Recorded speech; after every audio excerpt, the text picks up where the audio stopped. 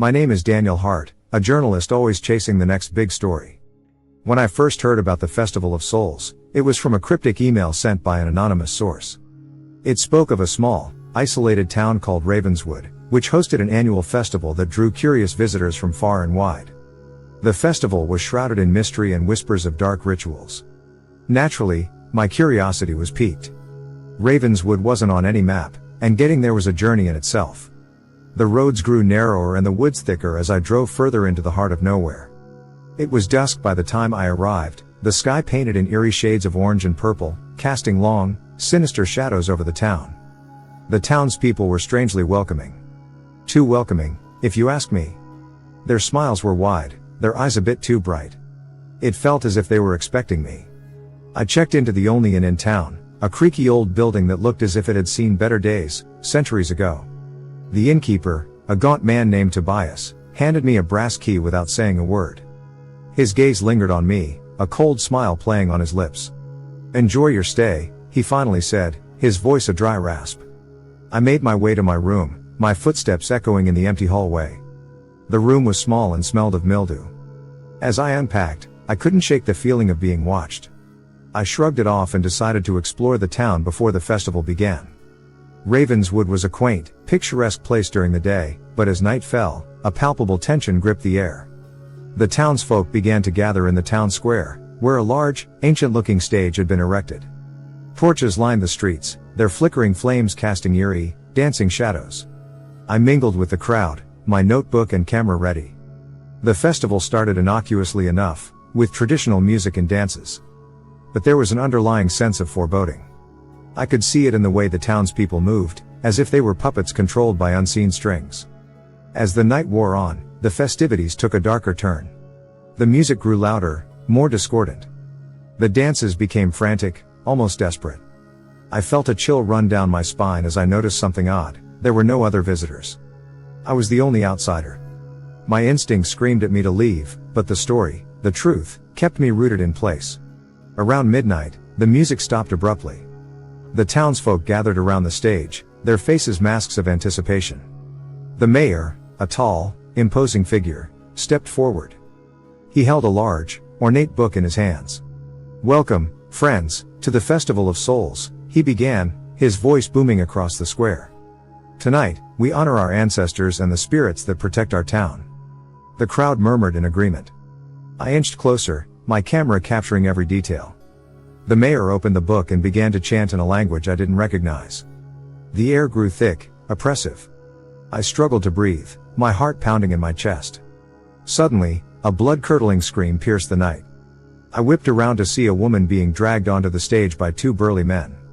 Her eyes were wild with terror, her screams echoing in the night. The crowd didn't react, they merely watched with eerie calmness. The mayor continued his chant, and the woman was forced to her knees before him. He raised a dagger, its blade glinting in the torchlight. My blood ran cold as I realized what was about to happen. I had to do something. I couldn't just stand by and watch. I pushed through the crowd, my heart in my throat. But before I could reach the stage, strong hands grabbed me from behind. I struggled, but it was no use. I was dragged away. The last thing I saw was the dagger descending, and the woman's screams cutting off abruptly. I was thrown into a dark, damp cell. The door slammed shut behind me, the sound echoing in the silence. My heart pounded in my chest as I realized the true horror of what I had stumbled upon. The Festival of Souls was not a celebration, but a ritual. A ritual that demanded blood. And I was next. The cell was cold, damp, and suffocating. I pounded on the heavy wooden door, my fists bruising with each desperate blow. The only response was the echo of my own panic. The walls seemed to close in on me, shadows dancing in the flickering light from a small barred window near the ceiling. I forced myself to take deep breaths, trying to calm the terror gripping my mind. After what felt like hours, I heard footsteps approaching. The door creaked open, revealing Tobias, the innkeeper, his face shrouded in the dim light. He stepped inside, a grim expression on his face, holding a tray of food and water. "Eat," he said, placing the tray on the ground. "You'll need your strength." "For what?" I demanded, my voice shaking with fear and anger. "What is this place? What are you doing?" Tobias sighed, a weary sound that echoed in the small cell. "The festival. It's not just a celebration. It's a ritual that's been performed for centuries. The townspeople summon spirits, demons, to prolong their own lives. And for that, they need sacrifices. Sacrifices? I felt a wave of nausea. You mean visitors? Like me? He nodded, his eyes hollow. Yes. And I'm sorry, but there's nothing I can do to change that. But why? How can you all live with yourselves? My voice cracked, the desperation evident. We're trapped, he whispered.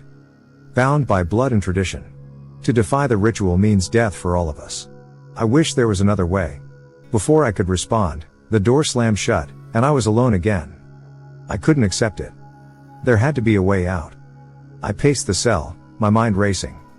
I had to find a way to escape and expose the horrifying truth about Ravenswood. Hours passed, or maybe days, time had lost meaning. Finally, the door creaked open again, and two burly men entered, the same ones I had seen on stage. They grabbed me roughly, dragging me out of the cell and through dark, winding corridors. The walls were lined with eerie symbols and ancient runes, glowing faintly in the dim light. We emerged in a large, underground chamber. It was an unholy place, reeking of death and decay. In the center was an altar, stained with the blood of countless sacrifices. The townspeople were gathered around, their eyes glazed with fervor. The mayor stood at the altar, the ancient book in his hands. Tonight, we offer another soul to the spirits, he proclaimed. The crowd murmured in agreement, their faces twisted in anticipation.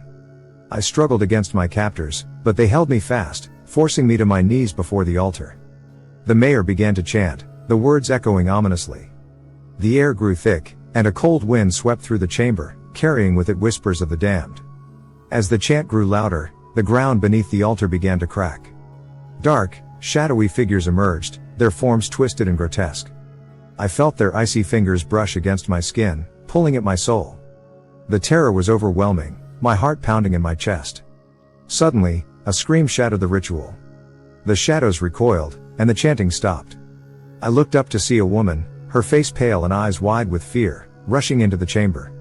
She was dressed in modern clothes, clearly another visitor who had stumbled upon the dark secret of Ravenswood. Help! Someone, please help us, she cried, her voice echoing in the chamber. The townspeople turned to her, their faces masks of rage. The mayor's eyes blazed with fury as he gestured towards her. Seize her!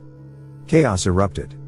The woman was quickly overpowered, but her interruption had given me a sliver of hope. In the confusion, I managed to break free from my captors. I darted towards the nearest exit, my heart pounding in my ears. I ran through dark, winding tunnels, the sounds of pursuit growing fainter behind me. The air grew colder, and the walls seemed to close in, but I couldn't stop. I had to find a way out, to warn others, to survive. Finally, I burst through a hidden door and found myself in the woods outside Ravenswood. The cold night air was a stark contrast to the oppressive atmosphere of the chamber. I took a moment to catch my breath, then ran towards my car. As I drove away from that cursed town, my mind was a whirlwind of fear and determination. I had to get to safety, to expose the horrifying truth of the Festival of Souls. But I couldn't shake the feeling that the darkness of Ravenswood had not let me go entirely. The road ahead was long and uncertain, and I knew that the true horror was only just beginning. The forest was a blur as I sped away from Ravenswood, my knuckles white as I gripped the steering wheel. The horrors I had witnessed played over and over in my mind like a broken record. I had escaped, but the ordeal was far from over. My car's headlights cut through the dense fog, revealing nothing but the endless, twisted trees lining the road. I drove for hours, fueled by adrenaline and fear, until I reached a small diner on the outskirts of a nearby town. The neon sign flickered, casting an eerie glow on the empty parking lot. I parked haphazardly and stumbled inside, desperate for any semblance of normalcy. The diner was nearly empty, save for a lone waitress and a few late-night patrons. I collapsed into a booth, my hands shaking as I fumbled for my phone. I needed to contact my editor, to get this story out before anyone else fell victim to Ravenswood's dark rituals. As I dialed his number, the waitress approached, her eyes narrowing as she took in my disheveled appearance. You all right, Han? You look like you've seen a ghost. I forced a weak smile. Just had a rough night. Can I get a coffee, please? She nodded and walked away, leaving me to my thoughts. My editor, Mark, answered on the second ring. Daniel? What's going on? It's late. Mark, you won't believe what I've found.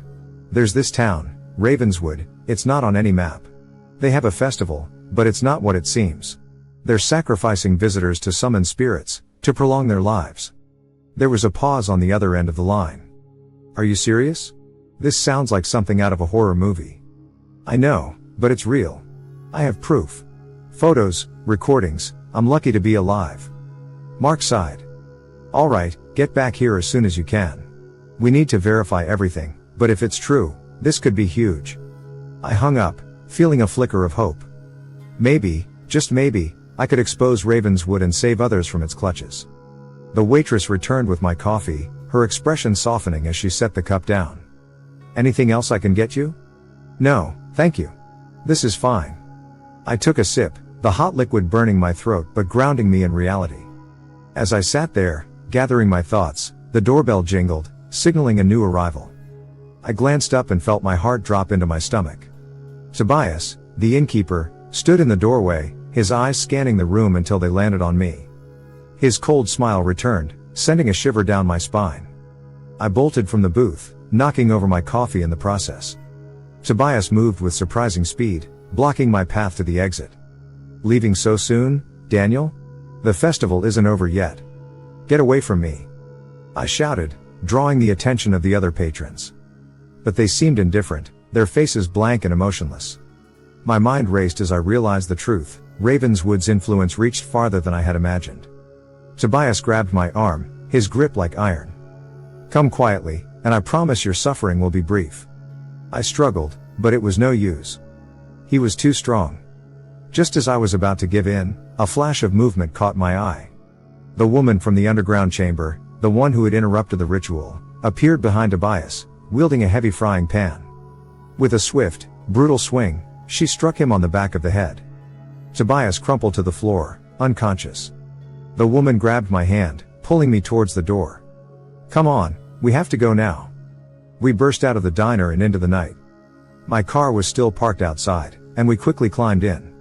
As I started the engine, the woman turned to me, her eyes filled with fear and determination. My name is Sarah. They took my brother. We have to go back and save him. Ravenswood? Are you insane? We barely escaped. She shook her head. You don't understand. My brother is still in there. And we have to stop them before they can hurt anyone else. I hesitated, the terror of what I had seen still fresh in my mind. But Sarah's desperation was palpable, and I knew I couldn't abandon her. All right, I said, my voice steadying. But we need a plan. And we can't go in unarmed. As we drove away from the diner, the weight of our mission settled over us. We were heading back into the heart of darkness, with only a slim chance of survival. But we had no choice. Ravenswood had to be stopped. The true horror, I feared, was yet to come.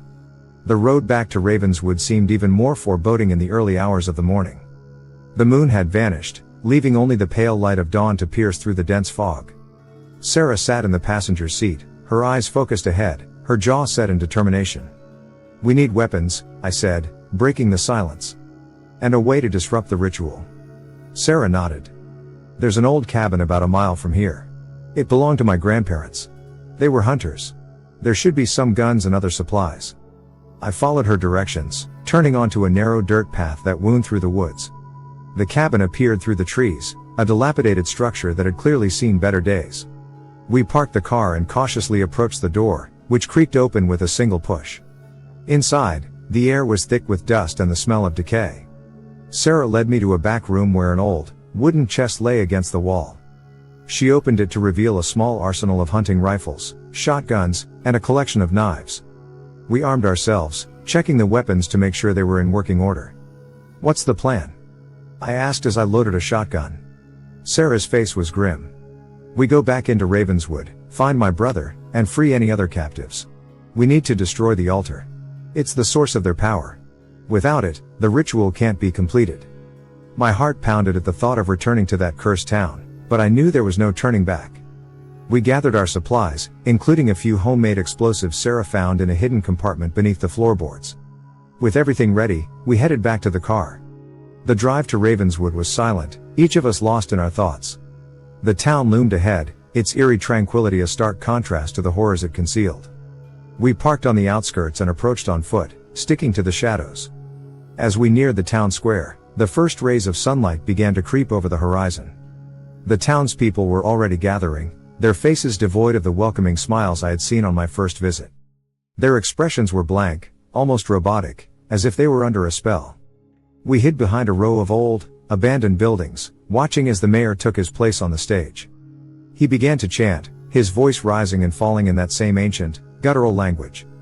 The air grew thick, and a sense of dread settled over me. "We need to move now," Sarah whispered, her eyes fixed on the stage. "They'll start the sacrifices soon." We crept towards the entrance of the underground chamber, where a couple of guards stood watch. Sarah motioned for me to stay back as she moved silently behind one of them, taking him down with a swift, practiced motion. I quickly followed her lead, incapacitating the other guard. Inside the chamber, the atmosphere was even more oppressive. The dark, twisted figures of the spirits and demons seemed to swirl around the room, their whispers filling the air. We could hear muffled cries from deeper within the chamber. Sarah led the way, her movements purposeful and silent. We found several cells, each holding terrified captives. Among them was her brother, his face pale and eyes wide with fear. Sarah quickly picked the lock and pulled him into a tight embrace. "Thank God you're okay," she whispered, tears in her eyes. "We need to get out of here," he replied, his voice trembling. "They're almost done with the preparations." We freed the other captives and armed them with whatever weapons we had left. Our group moved quickly towards the main chamber, where the altar stood, its surface slick with blood. The mayor's chanting grew louder, more frantic, as the ritual neared its climax. "Now!" Sarah shouted, throwing one of the explosives towards the altar. The explosion was deafening. The ground shook, and the ancient runes that lined the walls glowed brightly before shattering. The spirits and demons screamed, their forms dissolving into the air. The townspeople collapsed, their bodies twitching as the spell was broken. But the mayor remained standing, his eyes burning with rage. He raised his hands, and a dark, swirling vortex began to form above the altar. The air grew colder, and the whispers of the damned became deafening. "You cannot stop us," he bellowed, his voice echoing in the chamber. "We will live forever." The vortex expanded, and I felt an icy grip on my soul. The mayor advanced towards us, his face twisted with fury. I raised my shotgun and fired, but the bullets seemed to pass through him harmlessly. Desperation clawed at my mind. The ritual was incomplete, but the mayor was still drawing power from the altar. We needed to destroy it completely. "Cover me!" I shouted, grabbing the last explosive. Sarah and the others opened fire, their shots forcing the mayor to retreat. I sprinted towards the altar, the icy grip growing stronger with each step. I placed the explosive at its base and set the timer, then turned and ran. The explosion rocked the chamber, and the altar crumbled into dust. The vortex vanished, and the mayor let out a final, agonized scream before collapsing.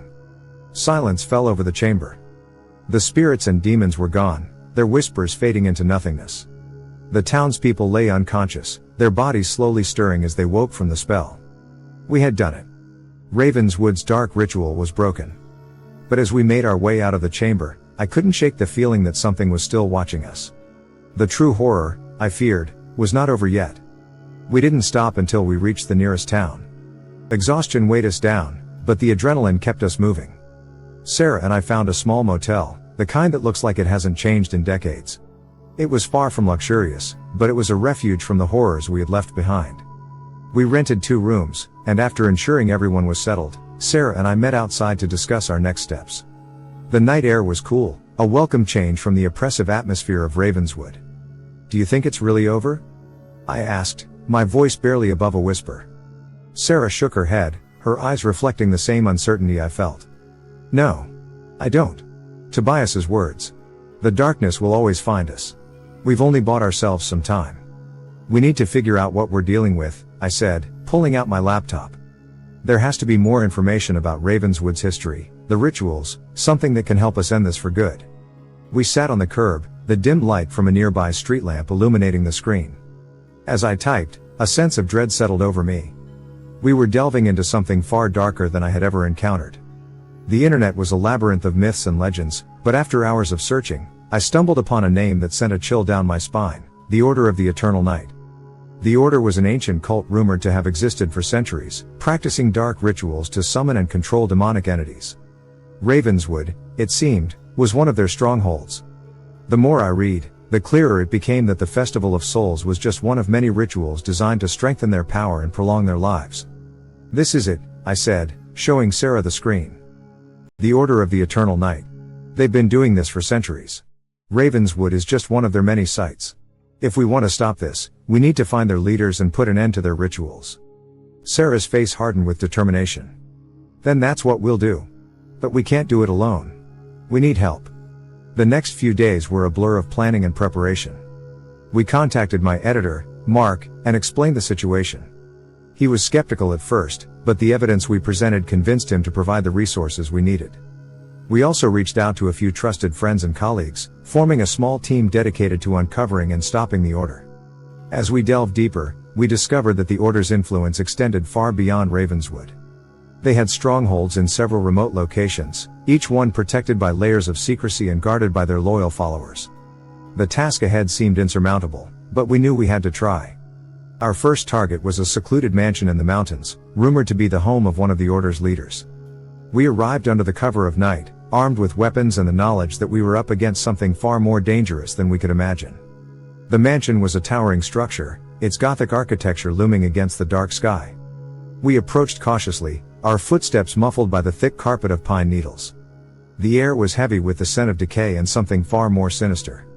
As we neared the entrance, a sense of dread washed over me. The front door creaked open with a touch, revealing a grand foyer lit by flickering candles. Shadows danced on the walls, and the silence was oppressive. We moved through the mansion, our senses on high alert.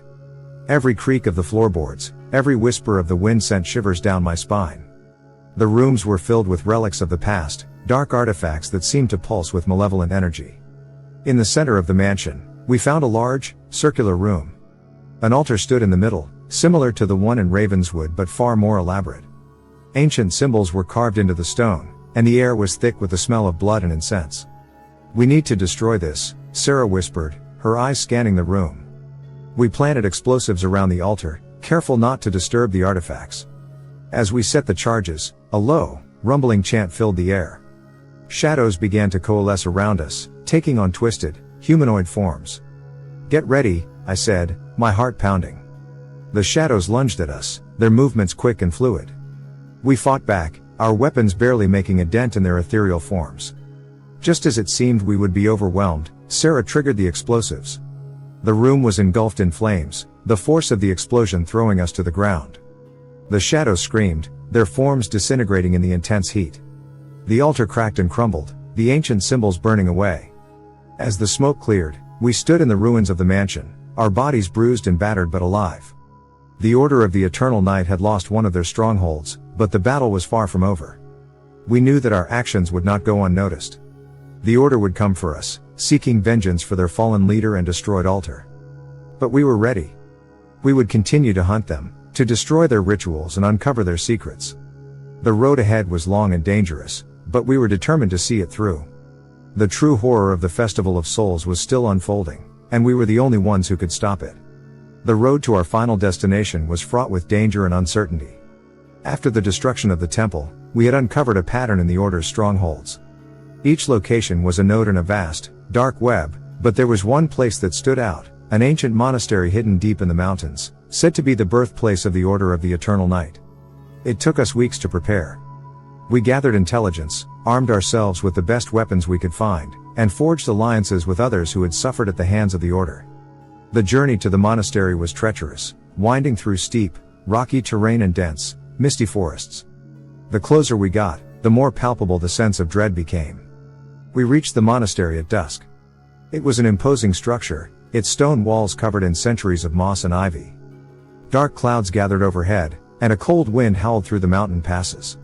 The air was thick with the scent of decay and the faint, almost imperceptible hum of dark magic. We approached cautiously, our weapons ready. The entrance was guarded by statues of grotesque, twisted figures, their eyes seeming to follow us as we moved. We slipped inside, the interior dimly lit by flickering torches. The corridors were narrow and labyrinthine, the walls adorned with ancient runes that seemed to pulse with malevolent energy. Our goal was the central chamber, where the leader of the Order, the true master of the Festival of Souls, was said to reside. As we navigated the winding passages, we encountered resistance. Hooded figures emerged from the shadows, their eyes glowing with an unnatural light. We fought our way through, the sounds of battle echoing through the stone halls. When we finally reached the central chamber, it was more horrifying than anything I had imagined. The room was vast, its ceiling disappearing into the darkness above. In the center was a massive altar, covered in dark, pulsating runes. Around it, the followers of the order chanted in a low, sinister harmony. At the head of the altar stood the master of the order, a figure cloaked in shadows. His eyes burned with a malevolent fire, and his voice was a deep, rumbling chant that seemed to shake the very foundations of the monastery. As we entered, he turned his gaze towards us, a twisted smile playing on his lips. "You've come far," he said, his voice echoing in the chamber. "But this is where your journey ends." The air grew colder, and the chanting grew louder. Shadows coalesced around the master, forming twisted, monstrous shapes. We fought desperately, but the power of the master was overwhelming. Every time we struck him down, he seemed to rise again, his dark energy growing stronger. As the battle raged on, I realized that the master was drawing power from the altar. We had to destroy it, just as we had in the temple. I signaled to Sarah, who nodded and began to plant explosives around the base of the altar. The master noticed our plan and turned his fury towards us. Dark tendrils lashed out, knocking us back. I scrambled to my feet, firing at the shadows, trying to buy Sarah time. The followers of the order closed in, their eyes filled with fanatical devotion. Just as it seemed all was lost, Sarah finished setting the charges. "Now," she shouted, and I triggered the detonator. The explosion was deafening. The altar shattered, and the dark energy that had filled the room dissipated in a blinding flash of light. The master let out a final, agonized scream as his power was ripped away, his form disintegrating into ashes. The followers of the order collapsed, their bodies lifeless. The monastery began to crumble around us, the ancient stones unable to withstand the loss of the dark energy that had sustained them. We fled through the collapsing corridors, the ground shaking beneath our feet. We emerged into the cold night air, the monastery collapsing into a pile of rubble behind us. The wind howled through the mountains, carrying away the last remnants of the order's dark magic. We stood there, battered and exhausted, but alive. As dawn broke over the mountains, a sense of peace settled over us. The Festival of Souls was over. The Order of the Eternal Night had been destroyed, its dark rituals ended. We made our way back to civilization, where the story of our battle against the Order spread. We were hailed as heroes, but the true horror of what we had faced would stay with us forever. The darkness of Ravenswood and the Order might be gone, but the memories of those we had lost and the horrors we had witnessed would never fade. The Festival of Souls was over, but the fight against the darkness would continue. For now, though, we could finally rest, knowing that we had made the world a safer place.